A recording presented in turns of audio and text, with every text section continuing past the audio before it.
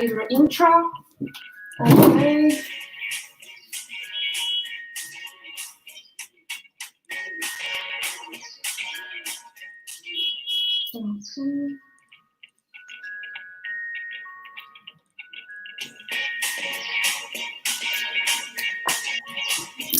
And hello, I think we are just about to enter. Hello, everybody. Welcome to PhD, Positivity Hack Delivered. Today, I'm joined myself, Beata, joined with Dr. Amina. Hello, Amina. Great to see you. Which part of the world are you at the moment? I am in London, UK. Great. Excellent. So you are also suffering lockdown, I presume? Definitely. Good. How are you coping with it? I feel fine because I've been used to working from home and online for 4 years now. Great. Well, Amina, apologies everybody for me moving around because I have to look after many devices just to make everything run smoothly. So, Dr. Amina, or Amina. Amina, you can please call me Amina. You know me well.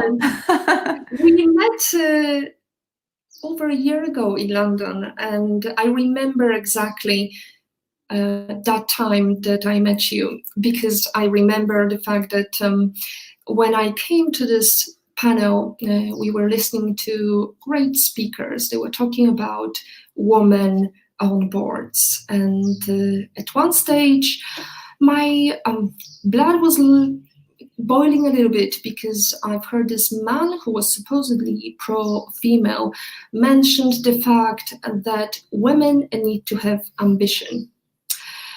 And I waited a little bit, and but I couldn't wait any longer, and my fear of speaking up was not that much greater than my anger, because when he said women, it's much more difficult to reach a decision when you've got women on board, I thought, this is it, I've got to speak up. If nobody's delivering the truth, everybody will believe what he says. So that was my fear of speaking up. What about your fears? I'm sure you have some. I'm sure you're dealing with it on a daily basis, because actually last night I shared my story of my fear when I was a little girl, and somehow it resonated with many people, and many people thought that I am fearless. But I am not. Really deep down, I'm covering it with smile, and now I'm trying to not to shake too much in front of the camera, but we all have fears, and we all have ways to deal with it. So what is your way? What are your fears? And before we start, maybe if you could introduce yourself and tell us a little bit about yourself. Sure. Thanks for the introduction. So I'm a transformational coach, and I help high achievers, professionals, a lot of doctors who are very service-driven, very capable and competent, but they might be feeling stuck in their life or in their career.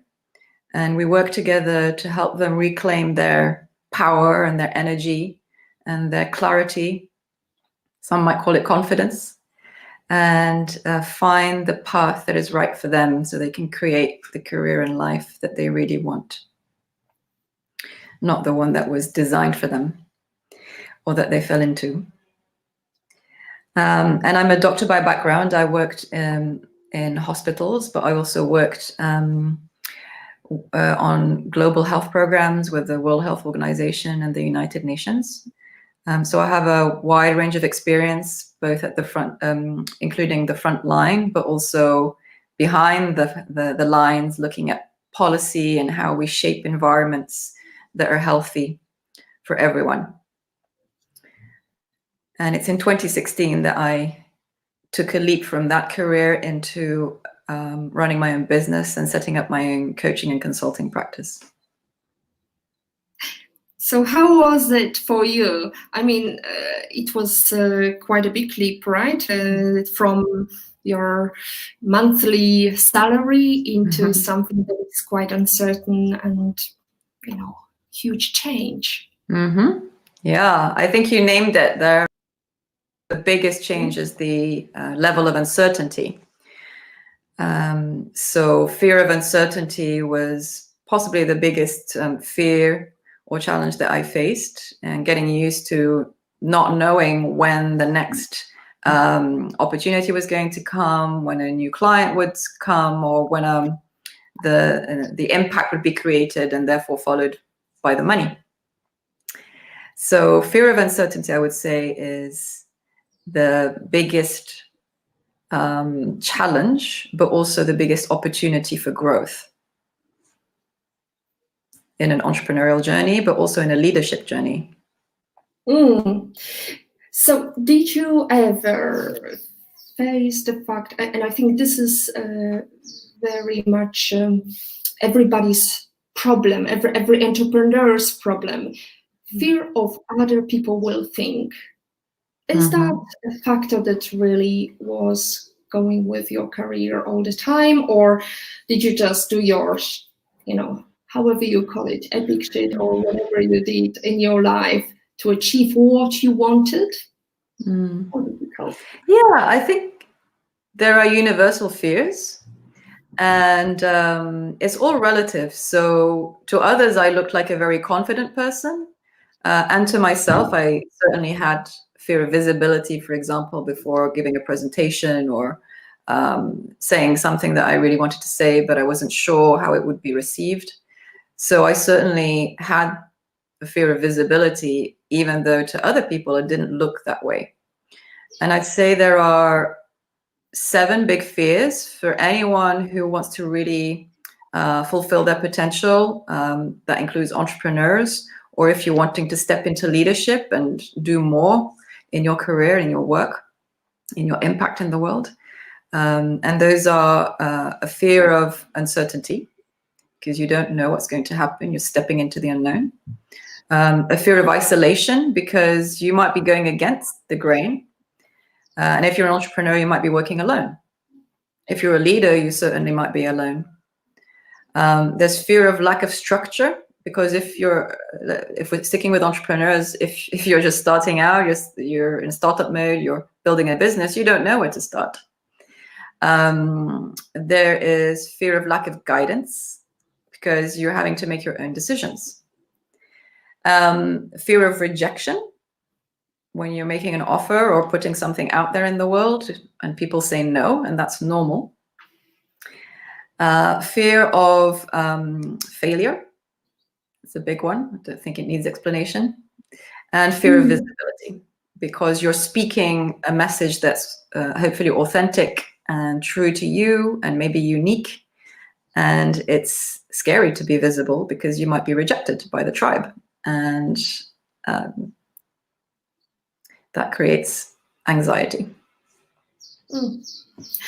So, but on the other hand, that fear makes us behave to be accepted by others. So we are self-validating what we are doing. So just to give you an example, and this is a raw story because I shared it last night, and Fran Moisa, who actually talked on our Positivity Hack Delivered almost 2 weeks ago, talked about fear of losing a job and how to deal with it. And her starting point was take a deep breath and not run away from that problem. And actually, when I was a child, I decided to run away from that problem. And it's okay to I believe it's okay to sometimes let yourself wait and wake up in the morning. Like, we discussed it with you, Amina, that great story of Gone with the Wind, when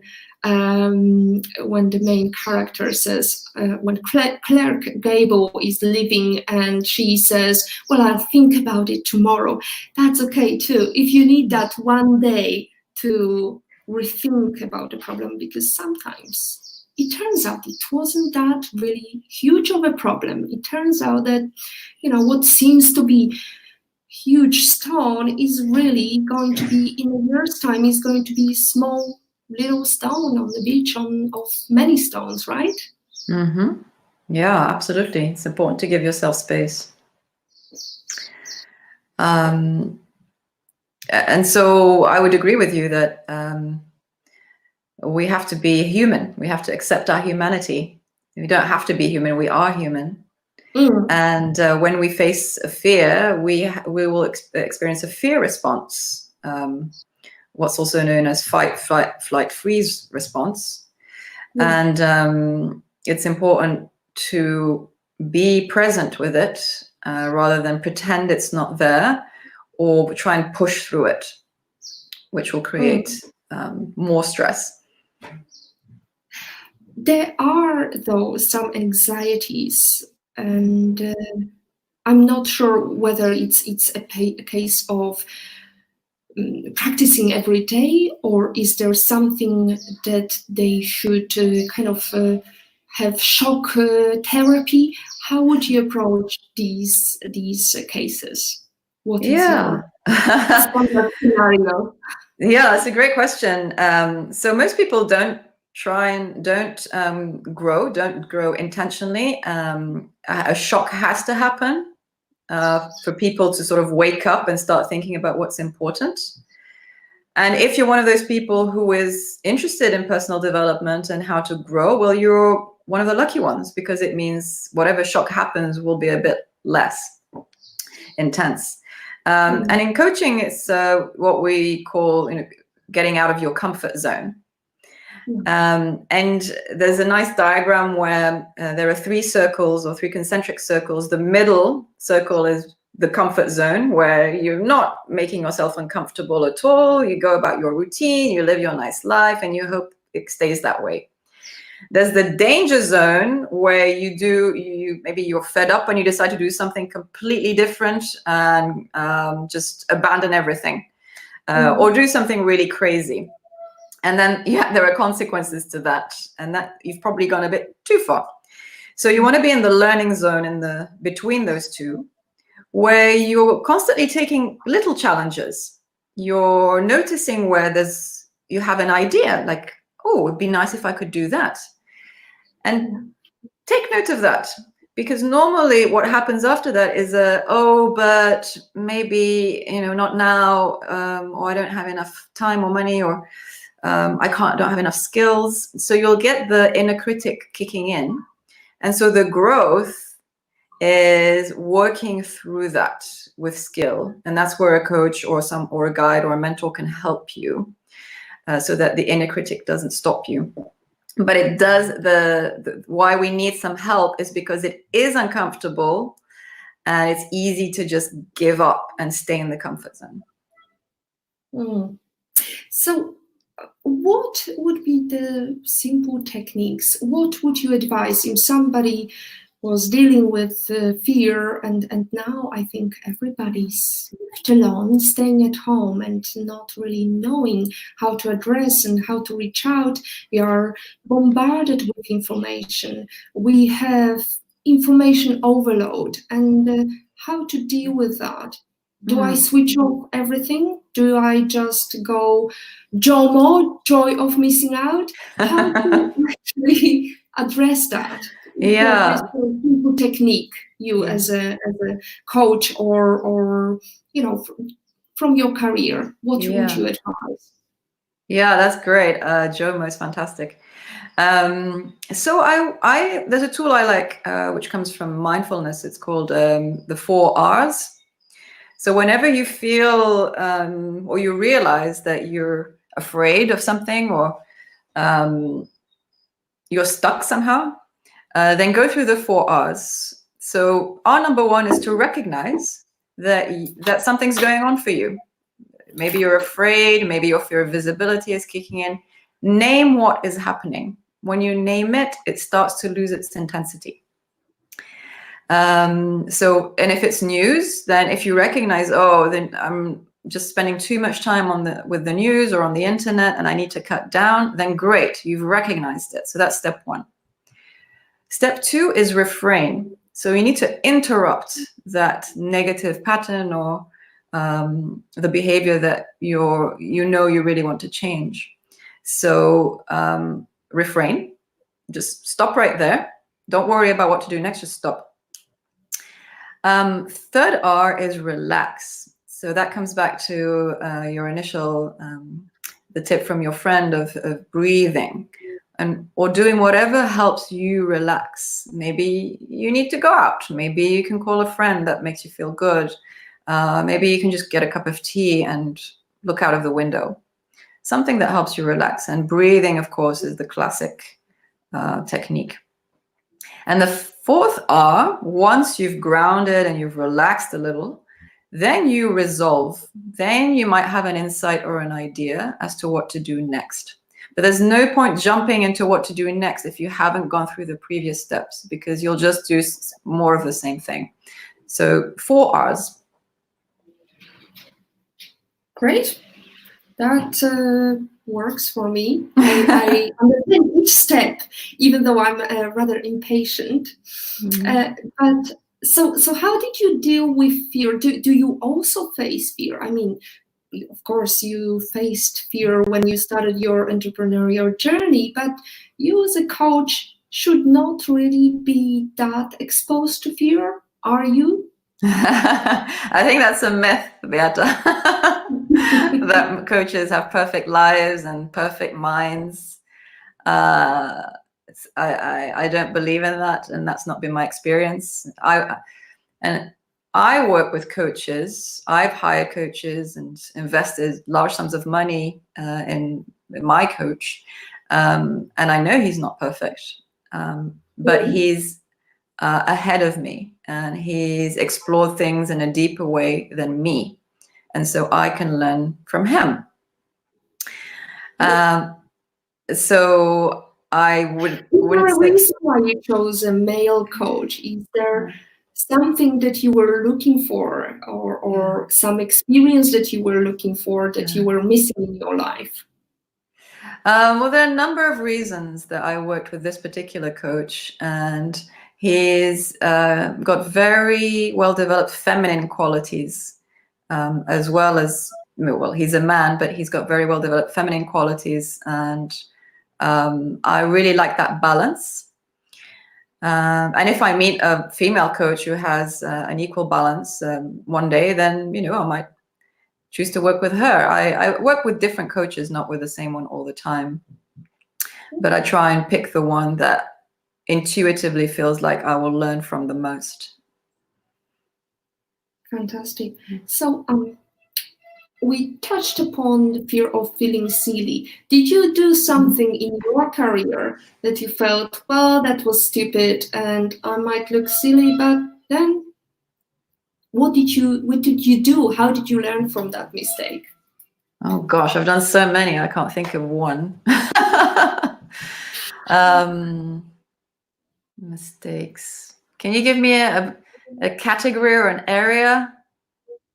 You know what? Just go for it. This is the time that we have few viewers, but don't worry. This is not about exposing yourself. This is something that actually make you human, because we all make errors.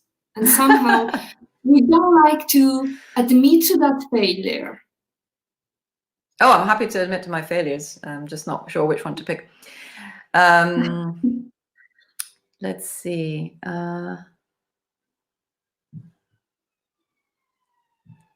I don't know if this is a mistake, but I remember when I was shifting to, when I was thinking of taking a break from my previous career or breaking with it and stepping into something different, and I wasn't quite sure yet what I was going to do. I just knew that I needed to take a step back and take some time.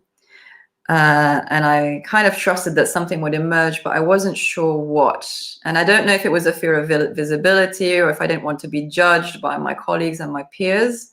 But I stopped, or I don't know if I ever started, but I remember not wanting to tell people what my dreams were, what my aspirations were. I didn't want to share what I was doing.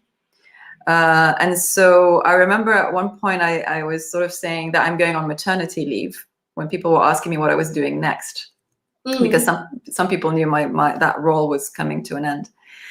And I don't have children, and I was not pregnant, so I was nowhere near needing maternity leave. But I was saying that I was going on maternity leave. And I think I just wanted people to leave me alone and not interfere with my process. I didn't want people to discourage me. Maybe it was a mistake and that I should have just said what I wanted to do and not care. But I remember feeling quite vulnerable and fragile, and that it was quite tough to take that big leap, and that I didn't feel I could handle any criticism or input or discouraging input from anyone. So I just made up a story and said I'm going on maternity leave. So you're still not on maternity leave. You don't have children, as far as I know. No, technically I'm still on maternity leave, but never had any children or be pregnant.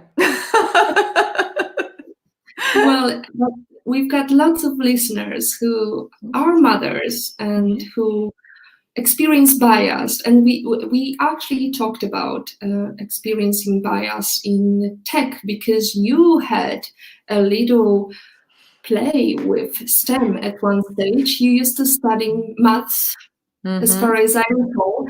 And what do you think would be your advice for these women who would like to enter the field? Because, as I mentioned, this is a community of leaders and also community of people who would like to shift from users of technology into creators of technology. So what would be your advice for them?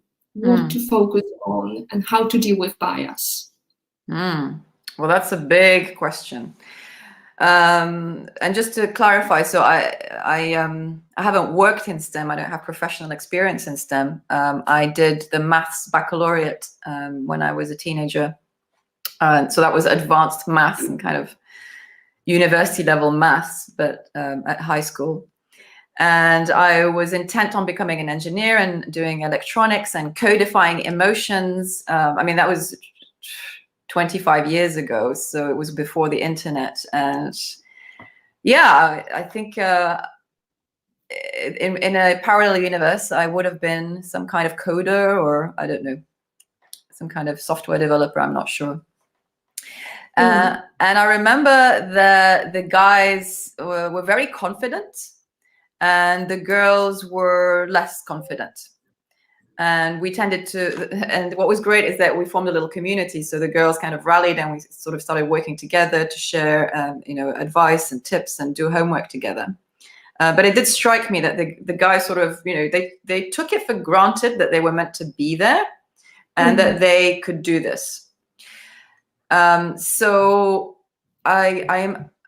what I would like to see for everyone, for women, but also for everyone who feels called to STEM or to work in that field of knowledge, is to find ways to really trust that you're meant to be there too, that you are exactly where you're meant to be, and work with the fears, the negative narrative, the limiting beliefs that come up from your past, from your upbringing, from your culture, that somehow get in the way.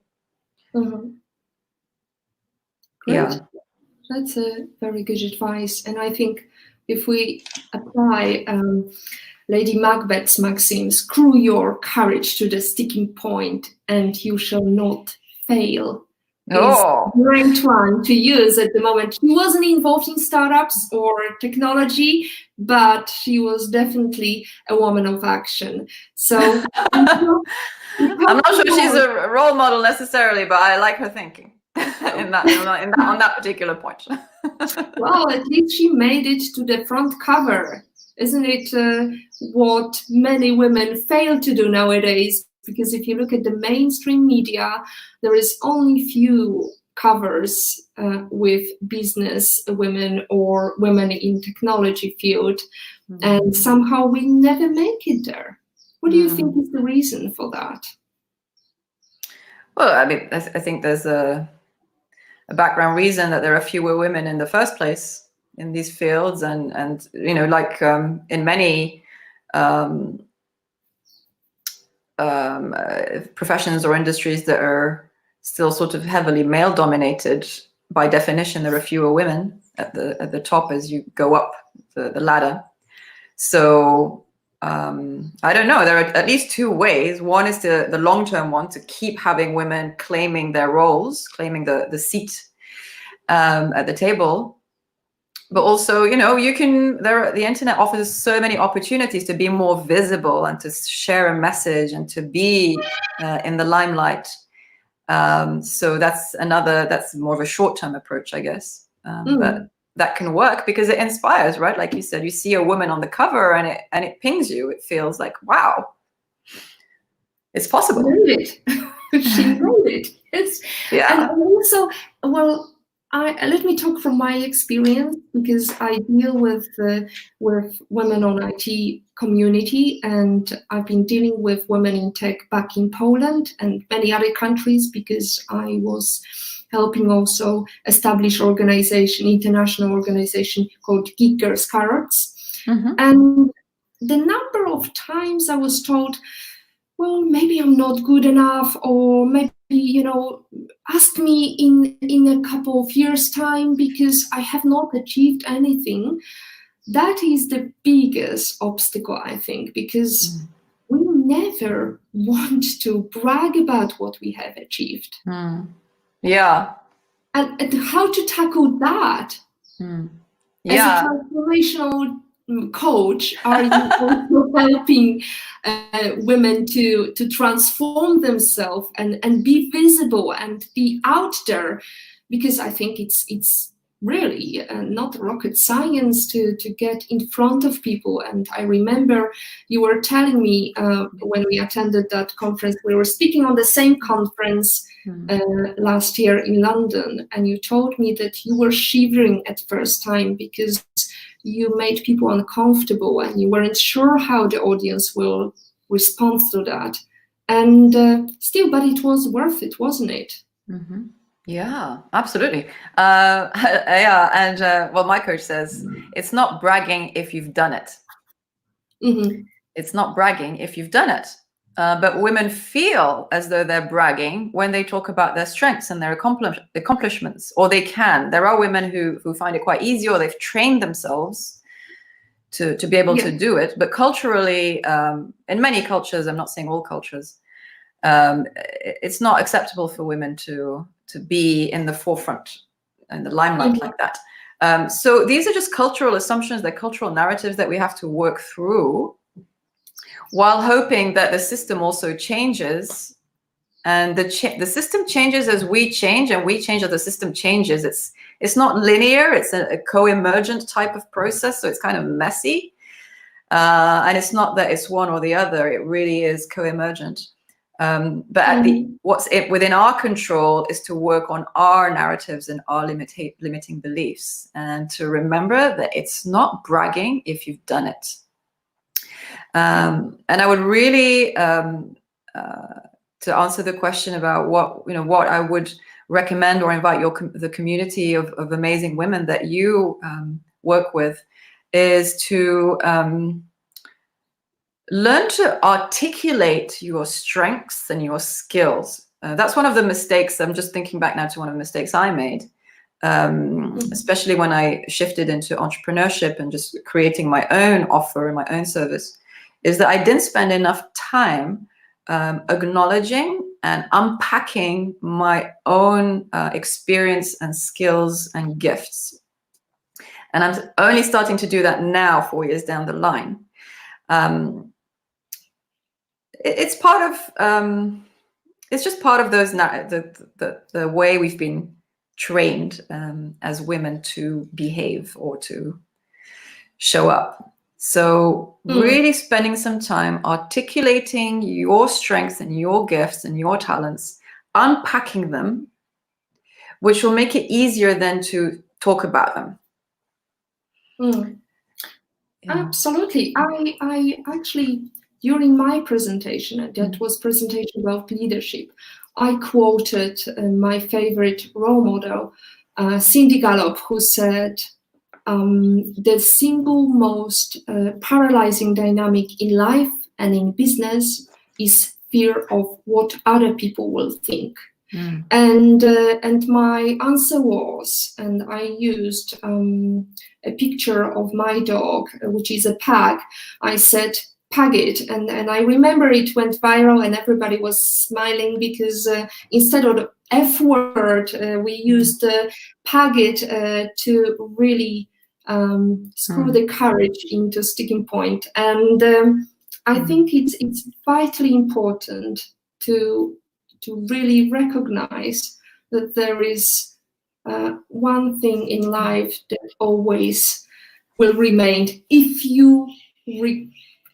fear is temporary, right? And regret is forever. And if you talk to old people in old houses and old people's home, and if you ask them what would you like to do in your life, or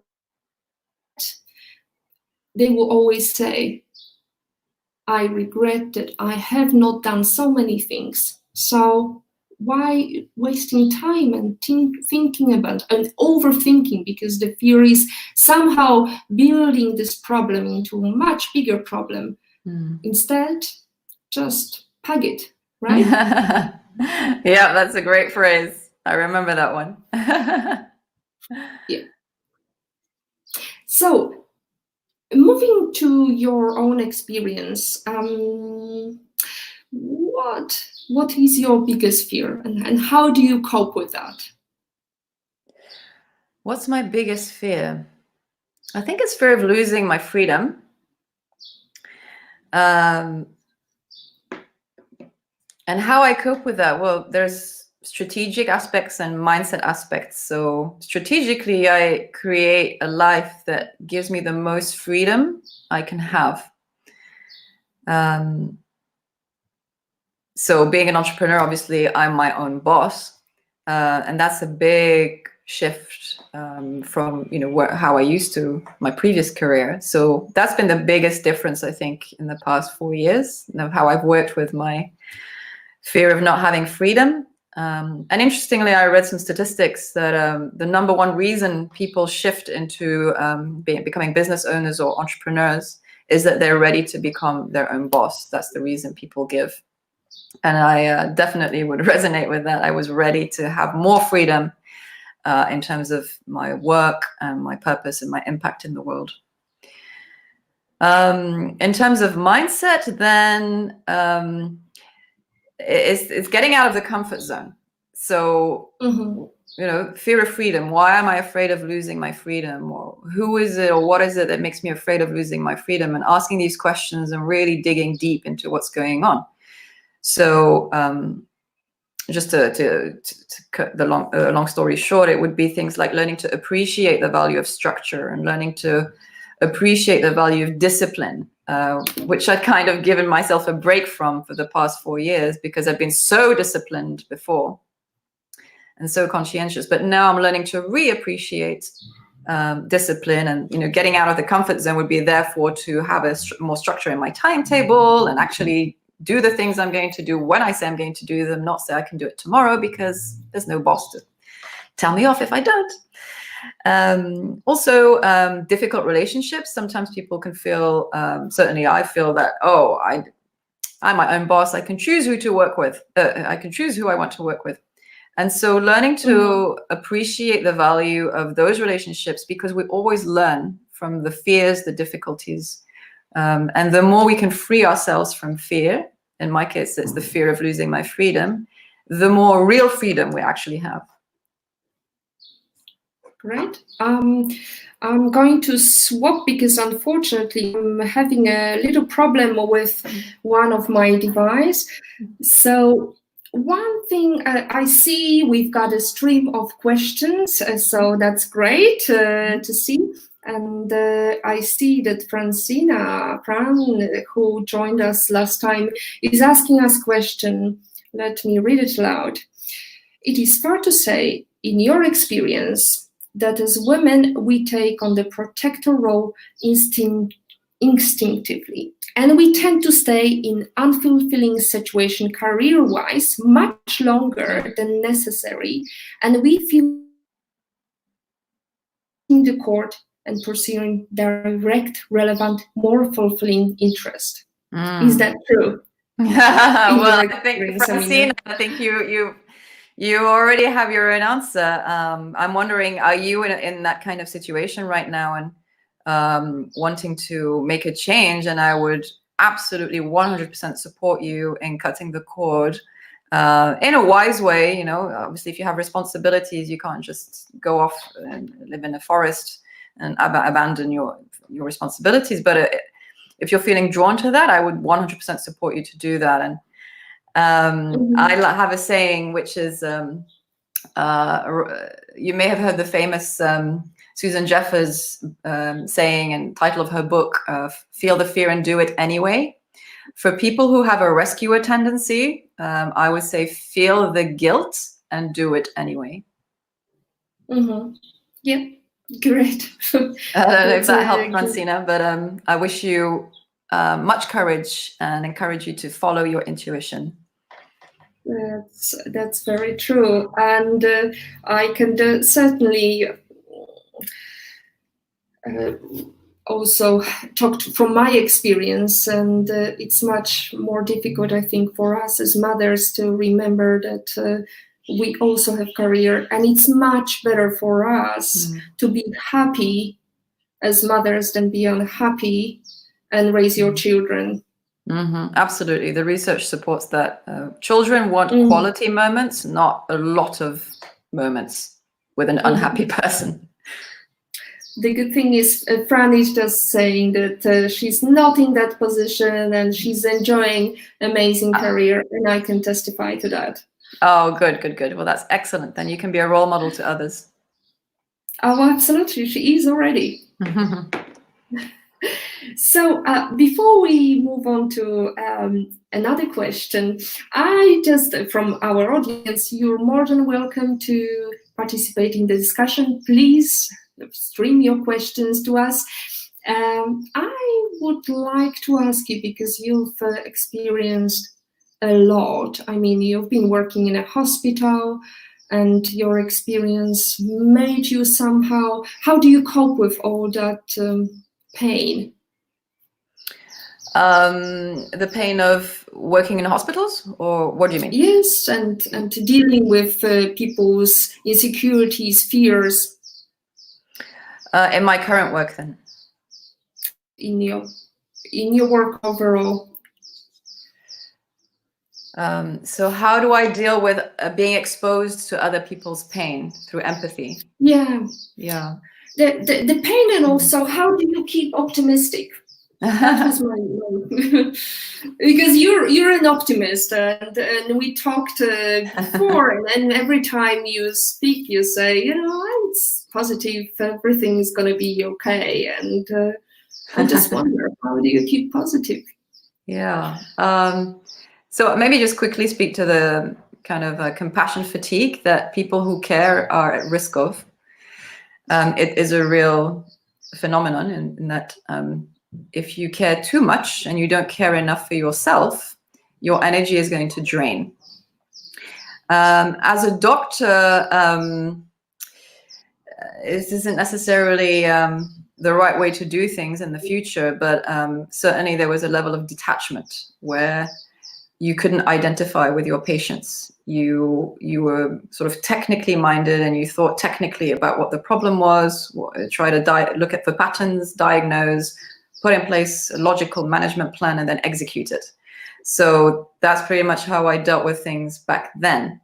But of course, the cost is, as I was cut off from my emotions and couldn't really connect deeply on a human level. And if you're spending long hours doing just that, then you are going to feel, or I certainly felt, in the long term, I started to feel an effect and an impact. Today, it's different because in my work, I have to connect deeply with people so that I can understand them at a deeper level and help them to really get to the root cause of what they're really afraid of, and work on that deeper level. So I don't have the option of being detached. And I, as a coach, any therapist, any person who works that way with people will have to have their own way where they get to be cared for by another person, by their own coach or their own therapist or their own guide or mentor. I would say that being very self-aware helps me a lot. So continually working on my awareness of what's happening inside me, what fears are coming up, working on those fears, applying compassion, applying wisdom to work through situations you can't not do it. It's part of the job description, and yeah.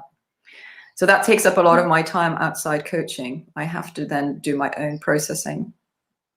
Mm-hmm. We've got another question, and I think judging from the name, it's a male joining us, and let me just repeat. We also welcome men in our community. We need all the help that we can get, because female issues are not just our issues. That's the biggest problem that we are facing, and you men are also impacted by that. So the question from Patrick is, terrific discussion, lady. Thank you. Amina, you clearly already have work at home experience. How best can ladies or gents in lockdown best deal with stress of isolation and stay focused on their goals? Yeah, that's a great question, Patrick. And I think there are two goals here which can be dealt with separately. One is the stress of isolation, and one is working on your goals. And at the moment, I really invite everyone, my clients, for example, to focus on self-care, because in a time of crisis, and we're in a time of crisis, as it were, there's a sense of threat, everything's disrupted. There's a lot to process for our mind and our body. So we have to increase whatever we do to care for ourselves, whatever we do to relax, whatever we do to bring joy. And if you can, it's an opportunity to self-reflect. Like, why is it that isolation stresses me? Do I need people, or is it because I need to expend my energy, or I need to be busy all the time, I need to be doing things all the time? I'm not saying that that's what's going on for you, or that's the direction to go for everyone, but there is an opportunity to really reflect on who we are, how we function, and what we want to change. But the number one priority for anything at this time is to find a way to be grounded and centered, because whatever ideas you get will be much higher in quality, and whatever action you take will be much more focused and productive. I hope that helps, Patrick. I hope so too. And we've got another question. We've got a stream of questions. Thank you so much. It's much better when we can join discussion with you and feel what really bothers you. And here is a fantastic one from Sally Jera, who's asking, my question: how do we deal with being more visible than looking back and realizing you have outgrown the work you previously created and no longer identify with it anymore? And that's a tricky one, because nobody was born a genius on the day one, right? It's not a zero-sum game where you can't really hide your past. We are visible online, we can't hide from our past, and we've seen so many politicians, for example, being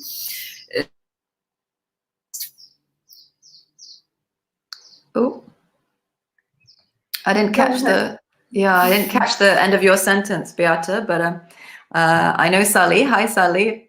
Great to see you here. So I'm trying to interpret your question, but not too much. For example, things that you believed 2 or 3 years ago, you don't believe anymore, and almost feel embarrassed of who you were then. Well, Sally, I acknowledge your honesty and your authenticity. feeling that little embarrassment and being okay with it is fantastic, because that means you can, close that chapter, take what's good from it, and reinvest it in going forward, and leave the rest. Say thank you very much and goodbye. And that's okay. If you're someone who's interested in growth, who wants to fulfill your potential, who wants to be a leader, who wants to be an entrepreneur, who's a creative mind, you are going to experience several creative cycles, not just one, university and then job and then family and then middle life and then death. You're going to experience many, many, many, many more cycles. And so being agile, being flexible in your mind and in your emotions to handle the emotional cycles of change is what's going to really enable you to fly. And it's fine, if your previous career, what you realize that's not what I want to do next. I did. That's what I realized. And everybody said, well, not everybody, but many people felt that I was wasting my career. I was wasting my talent. I was wasting all my training. And what was I doing? That was scary. And my intuition told me to proceed. And that served me well. So don't be afraid. It's okay to say goodbye to the past.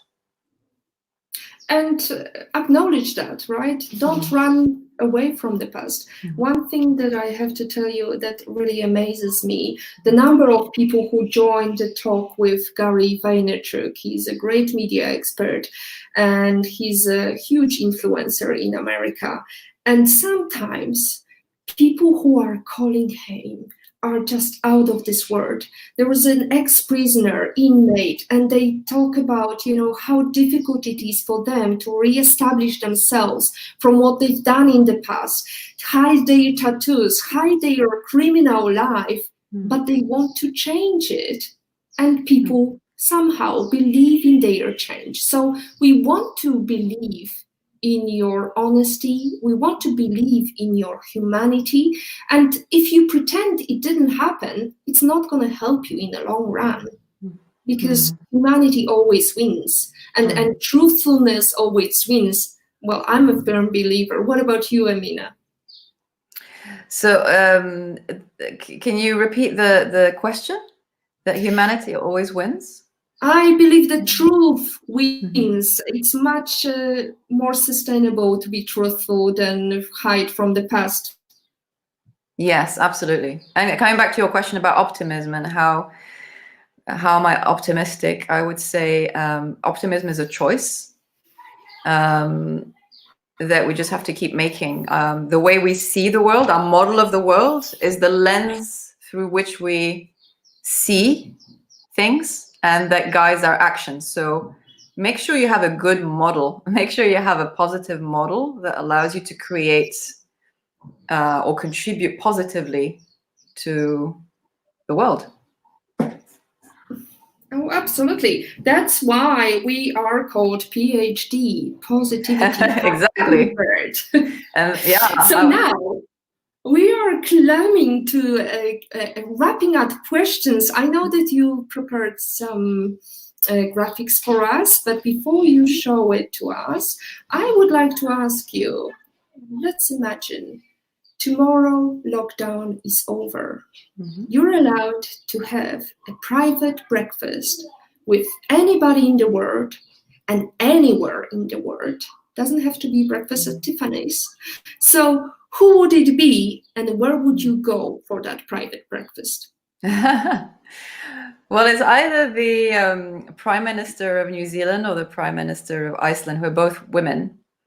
I would love to spend some time with them. They seem to be doing fantastic work, and I would love to spend some time just gaining insights from them. Good. And where would you invite them? Oh, I'd love to go either to see the Northern Lights. Invite them anywhere. Where would I invite them? I think on a beach. We could go and just have a nice picnic breakfast on a beach. That sun at dawn. I'll tell you something. Malta has got lovely beaches. I'm speaking from Malta. I'm speaking from my own experience. So I hope you can make it one day. Well, you're welcome to join us. Fantastic. With pleasure. That would be great. Well, you know, my first reply was I'd like to have breakfast with you, but you said it had to be someone else. So. Oh, there you go. Sally is thanking us for incredible insights. Hi, Sally. You're amazing. Remember that. I hope we can invite Sally one day to our show. Maybe she can share her experience from the other side of the table. Amina, how about that? Great. She's an entrepreneur and a doctor. Excellent. We love entrepreneurial spirit all around us.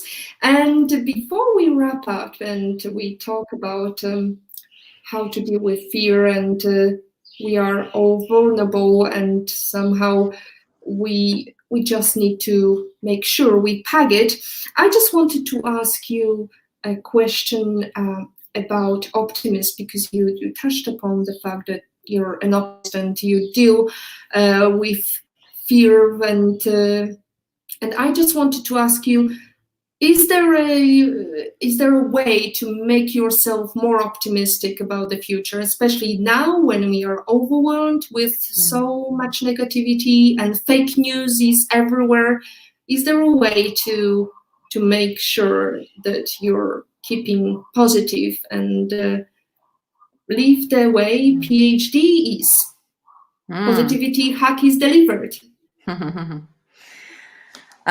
So the phrase from Mr. Rogers was a series that I never watched, but I know the phrase comes to mind, which is look for the helpers in any situation and also be one. So in any situation, no matter how bad, see if you can notice someone who's helping and connect with them mentally. And then how might you be able to help? But I want to also come back to the point about self-care and caring for yourself first. It's difficult to be positive or optimistic if you're not looking after yourself. And there are simple things like just self-talk that's soothing. So soothing self-talk has been shown to reduce our negative thoughts and our inner criticism. And similar things like loving kindness meditation, just a few minutes of that a day can really change your vibe and how you feel and how you see the world. So take care of yourselves and give yourself a big dose of kindness and compassion first. Great. That's a great piece of advice. Amina, thank you so much. Before we finish, we are still open to questions if there are any questions. I spoke to Vicky, who was sharing some excellent books on how to deal with fear. Do you know some books that really help to tackle that challenge and you could recommend to our viewers today or listeners? There are so many. I love the work of Byron Katie because she just zooms in straight in on your fears and your fear narratives. And that's work that I use myself and I use with my clients. She has plenty of material on YouTube, on her website. So I think if you check out the work of Byron Katie, you'll have some tools to start working with fears immediately, and you'll be surprised by the results. Does that help? There's also a sheet on my website that's similar. I'm happy to share it in a link if you like, so you can share it with your audience. Right. Yep, absolutely. I will be happy to share it later on. Thank you so much, Amina. I just wanted to make sure that everybody is safe and a little bit less fearless and more courageous. Because it's really every day is about making a decision, and small steps lead to big achievements. And if you don't make that decision, the fear will not disappear. And so I hope we managed to share some advice you can take from us. And Amina is available for your face-to-face meetings. You also have got your YouTube channel, right? Yeah, sure. Yeah, I'm happy to offer 3 complimentary conversations, just on a first-come, first-served basis. If anybody wants to have a coaching conversation, just to explore a little bit what's going on for you, how what you can do in the immediate term, and if you're interested in longer-term coaching, we can talk about that. But you're welcome. Happy to offer 3 conversations, and just in the spirit of giving and supporting everybody in the time of crisis. And that actually was my next question. We are joined by Nasli, who's also a coach, and I think she's going to take up on your offer. That's my final question. So I know that you're working on some projects, and how is it going to improve the life of communities or people who are now suffering great depression? Yeah, well, hopefully it won't be a Great Depression. Hopefully we'll find ways to, the UK's made great efforts in trying to prop the economy and support the people, right? Not just businesses.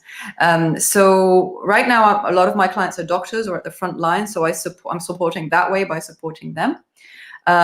There's a leader circle I hold monthly that I'm transferring online. So hopefully it'll be more accessible.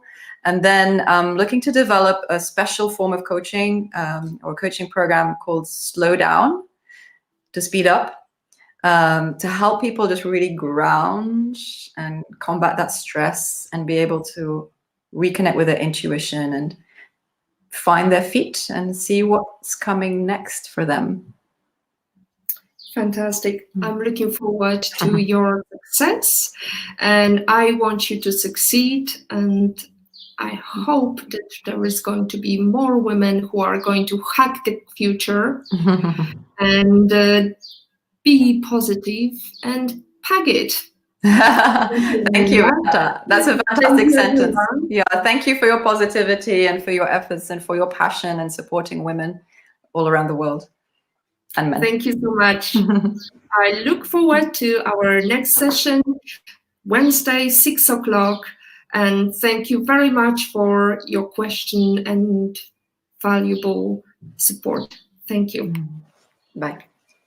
Bye.